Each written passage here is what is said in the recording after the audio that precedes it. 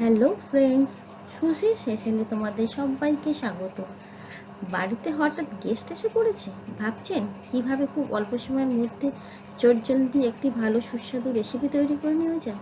চলুন আজকে আপনাদের সঙ্গে আমি খুব অল্প সময়ের মধ্যে সুস্বাদু চটজলদি একটি রেসিপি তৈরি করে নিই। আজ আমি তোমাদের সঙ্গে শেয়ার করছি মিল্কি প্রন পোলাও।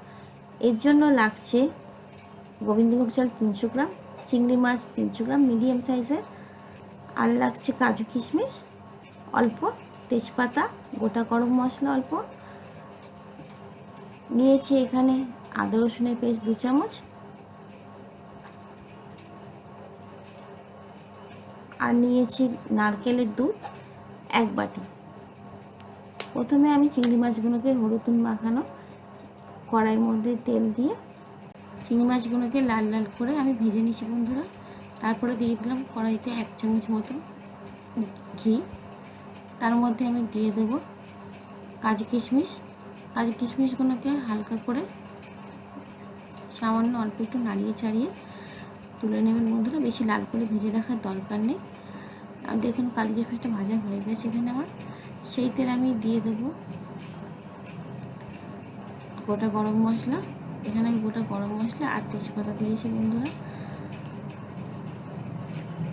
ভালো করে হালকা করে ভেজে নিয়েছি। তার মধ্যে দিয়ে দেবো আমি আদা রসুনের পেস্টটা ভালো করে নাড়িয়ে ছেড়ে তার মধ্যে আমি দেবো হলুদ 1/2 টিস্পুন মতো। হলুদটা দিয়ে দেওয়ার পর আমি একটু নাড়িয়ে নিয়েছি কড়ার মধ্যে। তার মধ্যে আমি দিয়ে দেবো ভিজিয়ে রাখা চালটা আমি 1 ঘন্টা মতো ভিজিয়ে রেখেছিলাম। কড়াইতে চালটা আমি দিয়ে তার মধ্যে দিয়ে দেবো 2 চামচ মতো নুনটা আপনাদের স্বাদ অনুযায়ী দেবেন। এরপরে নুনটা দিয়ে একটু নাড়িয়ে চাড়িয়ে আমি তার মধ্যে আবার দিয়ে দেবো 1 টিস্পুন মতো চিনি। মিষ্টিটাও আপনারা আপনাদের স্বাদ অনুযায়ী দেবেন। চিনিটা দেওয়ার পর আমি একটু নাড়িয়ে নিয়ে চালটাকে ভালো করে একটু কষিয়ে নেওয়ার পর আমি তার মধ্যে দিয়ে দেবো নারকেলের দুধ। আমি যেই বাটিতে চালটা ভিজিয়ে রেখেছিলাম সেই বাটিতে মেপে আমি 1.5 বাটি মতো নারকেলের দুধটা দিয়েছি। নারকেলের দুধটা দেওয়ার পর অল্প একটু নাড়িয়ে আমি এটাকে সিদ্ধ হওয়ার জন্য 10 মিনিট মতো ঢাকা দিয়ে রেখে দেওয়ার পরে দেখুন আমার এখানে নারকেলের দুধটা প্রায় শুকনো মতো হয়ে এসছে। আমি এই সময় দিয়ে দেবো ভেজে রাখা চিংড়ি মাছটা দিয়ে আমি আরও 5 মিনিট মতো ঢেকে রেখেছিলাম।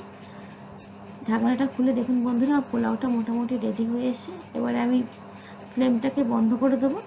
বন্ধ করে আমি আরও 5 থেকে 7 মিনিট মতো এটাকে ঢাকনা দিয়ে রেখে দেবো।